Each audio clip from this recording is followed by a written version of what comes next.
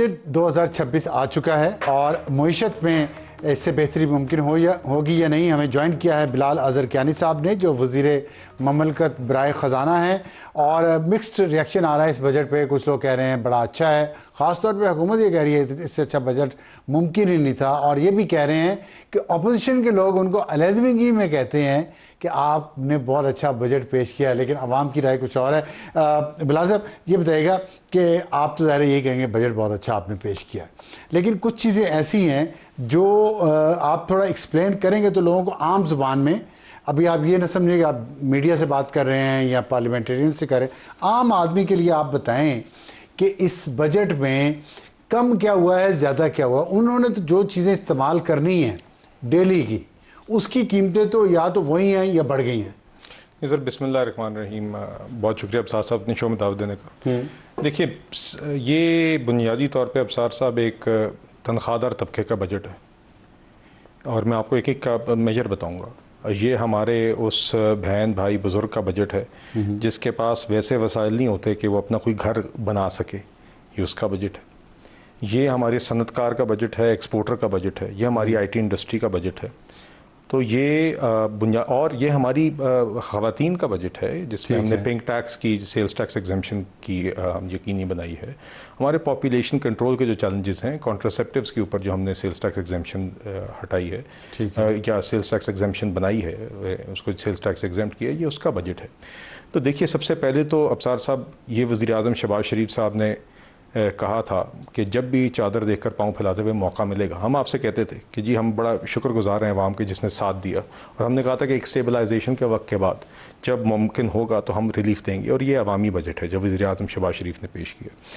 वज़ीर आज़म ने हमेशा ये कहा था कि जब भी हमें मौका मिला सबसे पहली चीज़ हम ये करेंगे कि जो तनख्वाहदार तबके के ऊपर बोझ है, जिसको हम तस्लीम करते थे कि उनके ऊपर देर ओवरबर्डन्ड, हम उस बोझ को कम करेंगे। हमने खातिर ख्वाह उसमें कमी आज की है दीगर स्लैब्स के अंदर, और मैं आपको उसको अमली बता भी दूंगा कि चाहे आपकी तनख्वाह 3 लाख है, 4 लाख है, 5 लाख है, 11 लाख है, 12 लाख है, 8 लाख है, हर किसी को अपने माहाना टैक्स के अंदर आपको नए माली साल के अंदर आपको उसका फ़र्क महसूस होना शुरू हो जाएगा।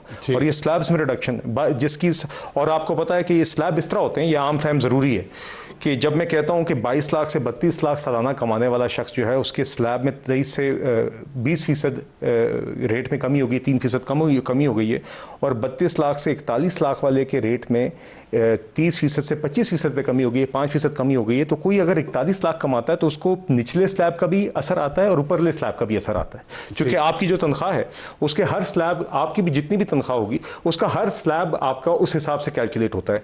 तो जो ज़्यादा तनख्वाह कमाने वाला भी है उसको निचली सारी स्लैब्स का फ़ायदा पहुंच रहा होता है। तो इसीलिए, और हमने सुपर टैक्स सरचार्ज एक होता था तनख्वाहदार तबके पे, वो हमने बिल्कुल उड़ा दिए। इसी तरह 41 से 56 लाख वाले सालाना तनख्वाहदार तबके के स्लैब के ऊपर हमने 6% रेट कम कर दिया, 35 से 29 कर दिया, और जो 56 से 70 लाख सालाना कमाने वाले हैं उसके रेट को भी हमने 35 से 32% कर दिया, और सुपर टैक्स या सरचार्ज अलहदा है इसके जो हमने किया है। तो तनख्वाहदार तबके को एक बोझ में वाज़े कमी महसूस होगी, पहली बात ये होगी। ठीक है सर। दूसरा हमने जो मेन काम किया है वो ये किया कि हम, आप जानते हैं कि आगे हमारी मईशत ने सनत पर चलना है और एक्सपोर्ट्स पर चलना है। ये बार बार जो हम IMF के प्रोग्राम्स में जाते हैं, बार बार ज़र मुबादला के ज़खायर कम होते हैं, वो बुनियादी वजह उसकी यही है कि एक्सपोर्ट हमारी नहीं बढ़ सकती। ये बात आपकी ठीक है। तो सर उस हवाले से स्पेसिफिक हम इस रिलीफ लेके आए इस बजट में। इसकी क्रेडिबिलिटी नहीं है हुकूमत की स्टेटमेंट की। नहीं सर, ये तो हम पिछले कई 100 साल तो क्रेडिबिलिटी सर, एक्सपोर्ट्स बढ़ाएंगे। देखें, जब IMF में नहीं हम जाते थे, नहीं तो उस हवाले से आपको टैक्स मेजर बताया ना, मैं तो आपको मसला बताया, उसका हल बताया। डॉलर रुपी जो रेशो थी, जी सर, डी वैल्यू करेंगे रुपी को तो हमारी एक्सपोर्ट्स बढ़ जाएंगी, ये कहते रहे ना। हमने कितना डी वैल्यू कर दिया है, मतलब 3 गुना डी वैल्यू किया है, इसमें और फिर भी 32 से 34 अरब गई हैं, और उसमें से भी 1 अरब ये मेरा ख्याल ऑनलाइन जो कमाते हैं वो है, रेमिटेंस, सॉरी एक्सपोर्ट्स। तो क्या है क्या? जी यही बताने जा रहा हूँ, बिल्कुल आप दुरुस्त। एक तो डिवैल्यूएशन एक अलग मौजूद, उस पर हम किसी दिन बात नहीं करेंगे। वो कहते हैं जी एक्सपोर्ट्स बढ़ जाती है। नहीं, डिवैल्यूएशन कहा जाता है ना, बुनियादी उसकी जो एक। अब्सार साहब ये भी है ना कि डिवैल्यूएशन आपकी किस तरीके से हुई, कितनी देर के लिए हुई, क्या आहिस्ता आहिस्ता हुई, क्या आपने अचानक एक झटके में की, वो एक अलग बहस है, वो किसी और दिन हम कर सकते हैं। क्योंकि हमें ये देखना होगा कि जो आपकी फॉरेन एक्सचेंज जो करेंसी होती है आपकी, वो आपकी इंपोर्ट की भी कीमत है और आपकी एक्सपोर्ट की भी कीमत है। ठीक है, ठीक है ना जी। तो हमें उसको दोनों तनाजुर में देखना चाहिए। मगर अभी तो मैं बजट के हवाले से आपको बताना चाह रहा हूँ कि पूरा साल हमारा मुशावरती अमल जारी रहा, कारोबारों के साथ, चेंबर्स के साथ प्राइम मिनिस्टर खुद मिलते रहे, और 2-3 जो मेजर इश्यूज उन्होंने बताया जो टैक्स बर्डन जो सबसे ज़्यादा उनकी एक्टिविटी को मुतासर कर रहे हैं, वो एक था कि सुपर टैक्स का बोझ, कारोबारों के ऊपर भी सुपर टैक्स का बोझ था। 15 करोड़ से ज़्यादा जिसकी भी आमदन थी साल की, उसके ऊपर एक सुपर टैक्स का बोझ लग रहा था। तो उसके पहले 6 स्लैब्स का हमने मुकम्मल खात्मा कर दिया। पहले 6 स्लैब्स 15 करोड़ से 50 करोड़ सालाना आमदन वाले कारोबार के ऊपर सुपर टैक्स खत्म हो गया, और जो 50 करोड़ से ऊपर कमाने वाले कारोबार हैं उसके ऊपर सुपर टैक्स को हमने 10% से कम करके 8% कर दिया। ये सुपर टैक्स के बर्डन की कमी एक दरीना मुतालबा था, जिसके नतीजे में अब ये सनतकारों के पास, सनत के पास ज़्यादा वसाइल होंगे कि वो रोज़गार भी फराम कर सकें, मशीनरी लगा सकें।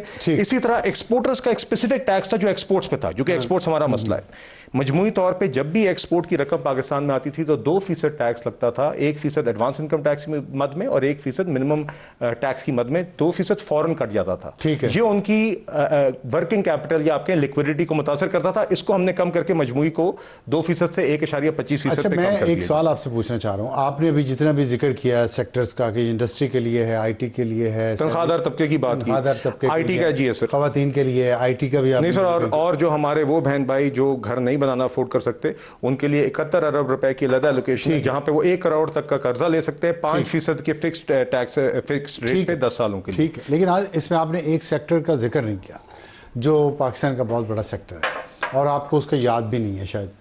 नहीं सर, इससे आप प्रायोरिटी जो है हुकूमत की नजर आ रही है। ज़राअत का आपने जिक्र किया। नहीं सर, आप मैं एक एक करके, अब आप इतना बड़ा सेक्टर भूल गए तो आप मुझे फिर पूछ दो। नहीं भूला नहीं हूँ सर, नहीं मैं आप कथा कलामी कर रहे हैं, फिर आप याद है मुझे पूरी प्रेस कॉन्फ्रेंस करनी है, मैं सारा बताऊँ। ज़राअत का बताएं। ज़राअत में मैं आपको बताता हूँ। ज़राअत में हमने एक तो हमने एग्रीकल्चर की फाइनेंसिंग की, इसमें एक एलोकेशन रखी है। वज़ीर आज़म साहब ने हमें खसूसी ये हिदायत दी है कि जो आपके 88 अरब रुपए की हमारी एक्सपोर्ट फाइनेंसिंग के लिए जो हमने एलोकेशन की, उसका एक हिस्सा मुख्तस किया जाएगा स्पेसिफिकली एग्रीकल्चरल फाइनेंसिंग के लिए, सिर्फ ज़राअत के लिए। ज़राअत में भी वैल्यू है ताकि वो एक्सपोर्ट का हिस्सा बने।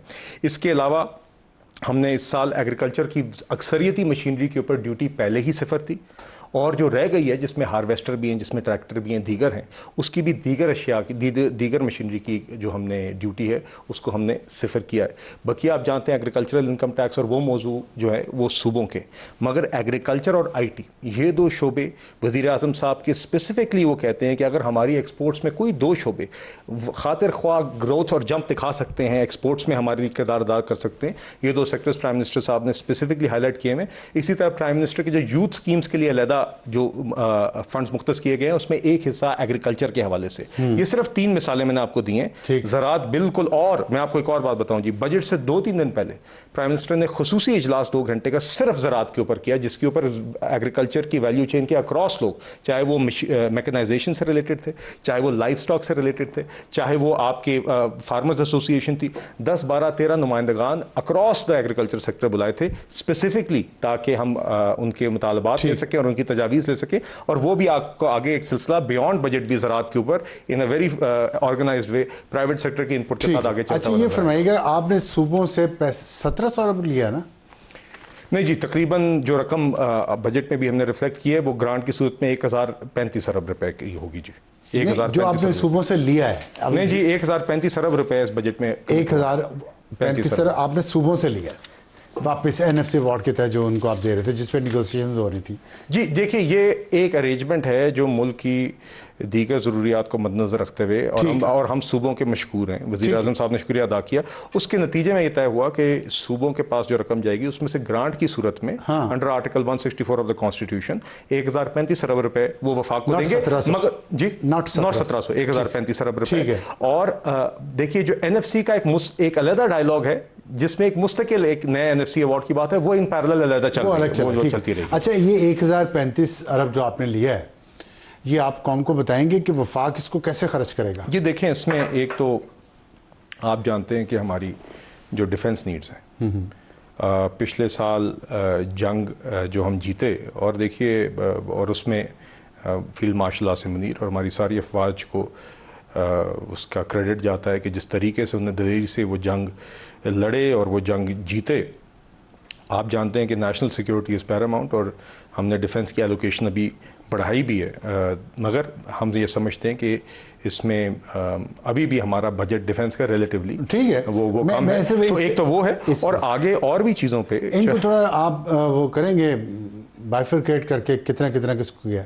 नहीं जी, ये तो अभी तो मैंने आपको डिफेंस की जब बात की, या हमारी सिविल आर्म फोर्सेस हैं, और अगर किसी भी जगह पे अगर वो रकम होगी खर्च मिसाल के तौर पे इंफ्रास्ट्रक्चर में किया तो होगा ना कि एक्स्ट्रा रकम आ गई है मेरे पास, देखिए ये बजट आ जाए, मैं एक फ्रिज ले लूंगा, एक टीवी ले लूंगा, एक नई गाड़ी ले लूंगा। आप कुछ तो बताएं ना कौम को कि कैसे खर्च किया, सुबह से आपने पैसा लिया नहीं। एक मैंने आपको डिफेंस में गया है जी, दूसरा कहाँ गया? नहीं देखिए, डिफेंस का बजट एक है अपनी जगह, उसके अलावा हमारी एक इकोनॉमिक इनिशिएटिव्स की मद में हमने एक रकम रखी है, वो भी आपके सामने।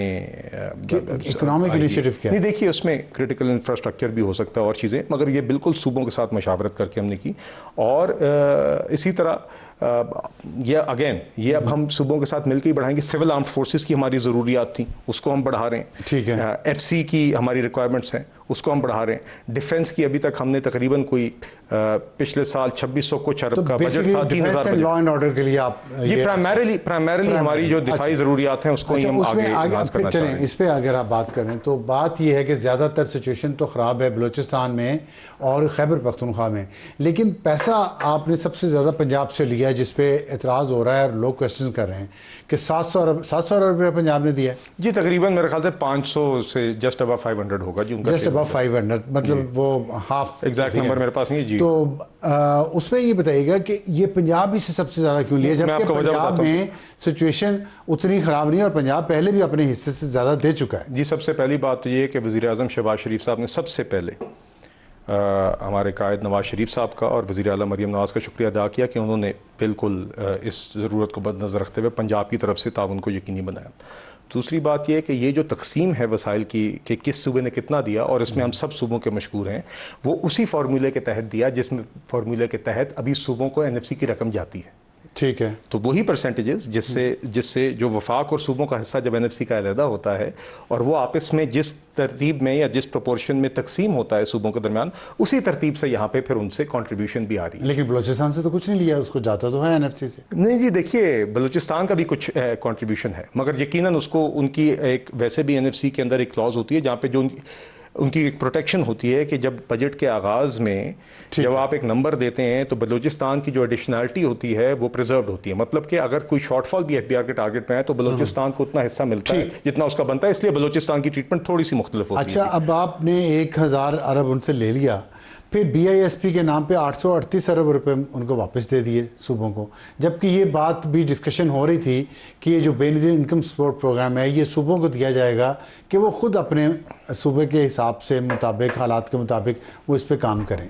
तो इसके अलावा सूबे पैरेलल भी अपना प्लान भी चला रहे हैं, तो आप भी चला रहे हैं, तो ये आपके ख्याल में ये ज़्यादा नहीं है पैसे का? दो स्कीमें अगर चल रही हैं। देखिए, एक तो मैं ज़्या बिल्कुल नहीं कहूँगा क्योंकि इसमें 1 करोड़ से ज़ायद मुस्तहिक़ ख़ानदानों को ख़वातीन के ज़रिए ये रकम, लेकिन इस पर एक दूसरी राय भी तो है ना? नहीं देखिए, दूसरी राय होगी, आपने मुझसे मेरी मांगी है तो मैं आपसे अपनी राय दे रहा हूँ। दूसरी बात यह है कि इस मौजू को वेदर ये वफाकी या सूबे की जिम्मेदारी रहनी चाहिए, ये एक अलहदा बहस है और ये NFC की डिस्कशन का ओवरऑल एक हिस्सा है। मेरी ज़ाती राय में बिल्कुल इस चीज़ को एक्सप्लोर किया जाना चाहिए कि सोशल वेलफेयर एक सूबाई जिम्मेदारी है और ये कल वहाँ जा सकती है, मगर कोई भी ऐसा फैसला, जिस तरह अभी भी जो फैसला हुआ है सूबों की तरफ से कंट्रीब्यूशन का, कौमी मफाद को देखते हुए, मद्देनज़र रखते हुए उन्होंने कंट्रीब्यूशन का फैसला किया। आगे जो भी NFC का फैसला होगा बशमूल के बेस को किस तरह ट्रीट करना चाहिए, वो सिर्फ तभी उसमें कोई तब्दीली आएगी जब सारे सूबे ऑन बोर्ड होंगे और एक इत्तफाक के साथ कोई फैसला होगा जी। अच्छा, ये बताइएगा कि आपने अभी जो रियल एस्टेट सेक्टर को भी दिया है इंसेंटिव और एक्सपोर्टर्स को भी दिया है, तो इसके बावजूद हम देख रहे हैं कि ना फॉरेन इन्वेस्टमेंट का कोई एस्टिमेट ज़्यादा है, बहुत ज़्यादा नहीं है। अगर आपने रियल एस्टेट में दिए इंसेंटिव तो पाकिस्तानी जो ओवरसीज़ पाकिस्तानीज़ हैं वो आना चाहिए उनको इस सेक्टर में। और दूसरी बात ये कि एक्सपोर्टर्स को इंसेंटिव देने के बावजूद भी टारगेट सिर्फ $2 बिलियन ज़्यादा रखा है, जो कि मुझे तो नहीं लगता, खैर वो भी हो सकेगा, लेकिन इतना कम क्यों?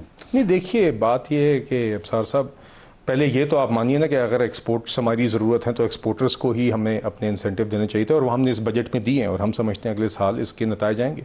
अब देखिए, अगर एक एक्सपोर्टर आज अपनी इसने फैक्ट्री लगाई हुई है। तो इस बजट प्रपोजल के, इस बजट के नतीजे में 3 चीज़ें उसकी आज कंपनी में क्या हुई हैं। सबसे पहले जितने उसके मुलाजमीन हैं उनका टैक्स का बोझ कम हो गया। जिसकी तनख्वाह जितनी थी उसकी जेब में आज बैठे हुए अगले साल माली साल के आगाज़ में उसकी जेब में ज़्यादा पैसे आ गए। दूसरी, वही एक्सपोर्टर जो सुपर टैक्स की मद में हुकूमत को पैसे जमा करा रहा था, वो सुपर टैक्स एलिमिनेट हो गया अगर आप पहले 7 स्लैब्स में, या कम से कम हो गया अगर आप सबसे ऊपर वाले स्लैब में। वहाँ से उसके पास वसाइल आ गए कि वो री इन्वेस्ट कर सके या वो आगे कंपेटिटिव हो सके दूसरे अपने कंपेटिटर्स के मुकाबले में एक्सपोर्ट ऑर्डर्स हासिल करने में। और तीसरा ये है कि जो एक्सपोर्ट जब वो कर लेता था और उसको जो रकम वसूल होती थी उस पर जो 2% टैक्स फ़ौरन कट जाता था, अब वो 1.25% कटेगा। तो ये 3 चीज़ें हमारे एक्सपोर्टर को फैसिलिटेट करेंगी ताकि वो ज़्यादा कंपेटिटिव हो। दूसरी बात जो आपने कंस्ट्रक्शन सेक्टर की देखिए जी, बिल्कुल हमने कंस्ट्रक्शन सेक्टर के लिए इसमें एक रखी है रिली। हम समझते हैं कि ट्रांजैक्शन स्टेज पे ये टैक्स था कि जिस स्टेज पे ट्रांजैक्शन, और ये कोई उनके टैक्स की लाइबिलिटी में कमी नहीं है, ये उस टैक्स में कमी है कि जब खरीदो फरोख्त होती है उस स्टेज पे, क्योंकि टैक्स का रेट बहुत हाई हो गया था, जो उसी स्टेज पे आप हासिल कर लेते थे, उसकी वजह से ये मार्केट में बहुत एक्टिविटी कम हो गई थी। हम एक्सपेक्ट कर रहे हैं कि इससे कंस्ट्रक्शन सेक्टर आगे चलेगी और उसके साथ एसोसिएटेड जितने काम है, चाहे वो मजदूरी है, चाहे वो जितने भी और एसोसिएटेड काम कंस्ट्रक्शन के आते हैं, उससे इकोनॉमिक एक्टिविटी जनरेट होगी और ओवरऑल जो रियल एस्टेट सेक्टर की टैक्स लायबिलिटी है वो मुतासिर नहीं हुई, मगर ट्रांजैक्शन स्टेज पे जिनका बर्डन था वो कम होगा और ये बायर, खरीदार और सेलर दोनों के लिए इसमें आखिर में एक क्वेश्चन का जवाब दे दीजिएगा। आपके अगर हुकूमत के क्लाइंट्स हैं, एक क्लाइंट लेके आता है, एक्सपोर्टर्स आपको $32 बिलियन ला के दे रहे हैं, ओवरसीज पाकिस्तानी रिमिटेंसेस में आपको $40 बिलियन ला रहे हैं और आप पे कोई ख़र्चा नहीं आ रहा, लेकिन सारा फोकस आप एक्सपोर्टर को फैसिलिटेट करने पे पूरा बजट, पूरी हुकूमत लगी होती है, लेकिन ये ओवरसीज़ पाकिस्तानी जो आपसे कुछ मांगते नहीं हैं, आप जॉब मार्केट में हिस्सा भी नहीं मांगते, मतलब millions of Pakistani are working abroad, जब वापस आएंगे तो यहाँ जॉब्स उनको नहीं मिलेंगी, तो आपकी जॉब मार्केट को भी इस्तेहकाम देते हैं, आपके फॉरेन एक्सचेंज भी भिजवाते हैं, उनके लिए आपके हुकूमत कुछ नहीं करती, उनकी ज़मीनों पे भी यहाँ कब्ज़ा हो जाता है, उनके केसेस फंसे रहते हैं। ये क्या है, किस तरह की आपकी क्लाइंट, आपकी कस्टमर सर्विस, अगर आप कॉर्पोरेट माइंड से सोचें तो एक आपका क्लाइंट है $40 बिलियन दे रहा है आपको, एक $32 बिलियन दे रहा है। $32 बिलियन के लिए तो सारी डिशेज हैं, उसके लिए नहीं है। नहीं क्यों? देखिए, दोनों में कोई मुकाबला नहीं है। नंबर 1, दोनों की हमें साथ साथ ज़रूरत है। दोनों की है, एक बड़ा है ना। मुझे इजाज़त दीजिए, एक तो मैं उम्मीद करता हूं कि जो हमने अवामी बजट दिया है जिसके अंदर आपके और आपके कॉलीग्स की भी यहाँ पे टैक्स बर्डन में कमी आई है, आई होप आप उसको अप्रिशिएट करेंगे। मैं सारी उम्र उसका नहीं सर, आप मैं कह रहा हूँ सही को सही तो कह दीजिए, दैट्स ऑल। वो तो हो गया ना। चले सर, ये बताइए, तनख्वाहदार तबके का बोझ कम करने का मुतालबा दरीना और जायज़ था कि नहीं था? वो था, वो देखिए, वो था सर, बताइए। मैं बिल्कुल था, लेकिन और ये step in the right direction है। पहले आप बढ़ा दी, टैक्स बढ़ा दिया, फिर वो मुतालबा बन गया, उसको चले सर, आप ये तो कह दें कि ऐसे ना करें, कम करके ठीक किया, इतना ही कह दिए। नहीं, मतलब जो गलत था उसको आपने करेक्ट किया है। चले सर, ठीक है, तो चले, आपसे इतना ही कहलवाने पे मैं खुश हूँ। दूसरी बात अफसार साहब, जो आपने बात की, ओवरसीज पाकिस्तानी प्राइम मिनिस्टर साहब हमेशा कहते हैं हमारे लिए बहुत अहम है और हमारे एम्बेसडर्स भी हैं और कॉन्ट्रीब्यूटर्स भी हैं। देखिए, ये बात दुरुस्त नहीं है कि उनकी कोई मदद नहीं हो रही। पाकिस्तान रेमिटेंस इनिशिएटिव के तहत अभी भी हुकूमत पिछले सालों से मुस्तकिल एक एलोकेशन करके बाकायदा सपोर्ट कर रही है जो भी रेमिटेंस आ रही है, ताकि उसमें आसानी हो। दूसरा, मैं आपको रीसेंट मिसाल दे देता हूँ इसी प्रॉपर्टी के हवाले से। हमने अभी एक मैकेनिज्म अप्रैल के आगाज़ में ऑपरेशनलाइज किया है कि पहले बड़ी दिक्कत होती थी हमारे ओवरसीज़ बहन भाइयों को कि जब वो यहाँ पर प्रॉपर्टी खरीदना चाहते थे तो उनको, चूँकि वो यहाँ के टैक्स के निज़ाम भी नहीं है, तो वो नॉन फाइलर तस्वर होते थे, मगर उन पर तो वो क्योंकि नॉन फाइलर तस्वर नहीं होने चाहिए और उनके पास नॉन फाइलर का रेट नहीं लगना चाहिए क्योंकि वो तो टैक्स यहाँ पे रेजिडेंट ही नहीं है, तो उनको फाइलर बनने में बड़ी दिक्कत होती थी। अब एक ऑनलाइन सिस्टम ऑपरेशनलाइज हो गया कि वो घर बैठे हुए ही वो एग्जाम्पशन ले सकते हैं। ये सिर्फ एक मिसाल है, मगर prime minister overseas Pakistani OPHRD जो वजारत है ओवरसीज पाकिस्तानी की, जिसके चौधरी सालिक साहब वजीर हैं, उसकी रेगुलर मीटिंग्स वज़ीर आज़म लेते हैं टू इंश्योर कि ओवरसीज पाकिस्तानीज़ को हम डिफरेंट तरीकों से फैसिलिटेट करें। मैं खुद एक ऐसे हल्के से बिलोंग करता हूँ जहाँ पे बहुत ओवरसीज पाकिस्तानी है और हमारी कोशिश रहती है कि उनके लिए आसानियाँ पैदा करें और वो हमारे लिए हमारे बड़े अहम हमारे लिए सरमाया भी हैं और इंशाल्लाह उनके लिए आसानियाँ पैदा करने का काम हम जारी रखें।